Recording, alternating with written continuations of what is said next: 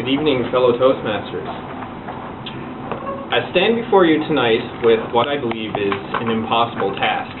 I am here to tell you who I am. But it is my belief that personality is constantly in flux. You see, personality is only relative to those who are around you. For example, if you are to compare me to Stephen Hawking, I would be a complete imbecile. However, if you were to compare me to George W. Bush, dare I say it, perhaps I would be a genius. It is therefore your task to decide who I am, not my own. What I can say is, my name is Ryan Pugh, I'm 24, and I grew up in Mount Pearl. For those of us who have lived in St. John's for quite some time, or grew up in Mount Pearl perhaps, we've seen Mount Pearl change and develop a great deal. The ditches by the roadside that I used to play in as a child have been filled in and are now laneways to Walmart. The glaring lights that shone into my bedroom as a child by a sprung greenhouse, they've been torn down and I hope burned. But I hold no great allegiance to Mount Pearl. It's the nice memories that remain, and that's what matters. But one thing is for certain, I am very attached to Newfoundland. I'm not generally a person who is without an opinion on something. And a few years ago, I made my opinion very well known to St. John's, although St. John's perhaps didn't know who was speaking at the time. I approached my friends with a crazy idea. I said to them, let's build a huge flag, and we're going to plant it on top of the Southside Hills. Perhaps you've seen the flag. I was never fond of our current flag. It always seemed a little insincere, to be honest. The blue triangles representing the ocean and the golden shaft pointing to our future seemed circumspect. To me, the pink, white, and green represents at least some history to our province and shows a little bit how we have faced adversity in our past and how we have overcome some adversity. I'm speaking about the white cloth tied between the pink and the green of the Protestants and the Catholics, respectively. Nevertheless, the idea of discontent with our flag, it obviously touched the independent newspaper, now defunct, and they approached us with an idea. They wanted to do a commercial. So my friends and I, we had some concerns about this. We didn't really want to sell out to big business so quickly.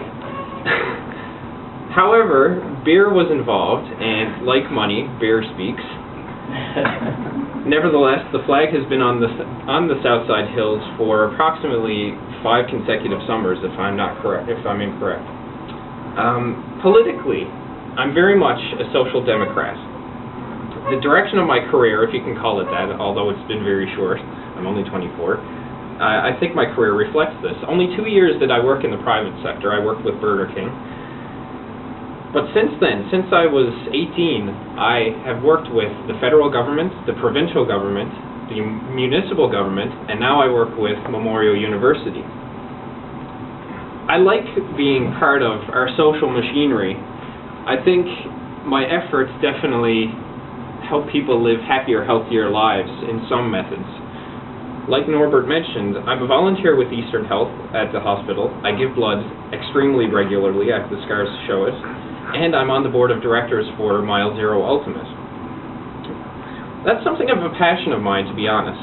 Growing up as a kid, I was never a very active child. I tried soccer, I tried swimming, I tried karate, and I never fell in love.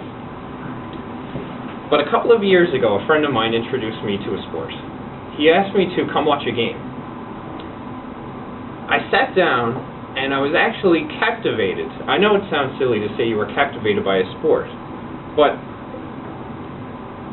the contrast of a disc floating softly through the air and the grit of the players on the field running for this disc and competing with one another, it just made me go, wow, this is something that I want to be involved in. And so, well, eventually I joined the board of directors. But what's truly great about the sport is the history and the camaraderie that we share amongst players. You see, we were all dorks and geeks in high school. And for the most part, we were kicked out of different sports by the jocks who were probably usually better at sports than we were.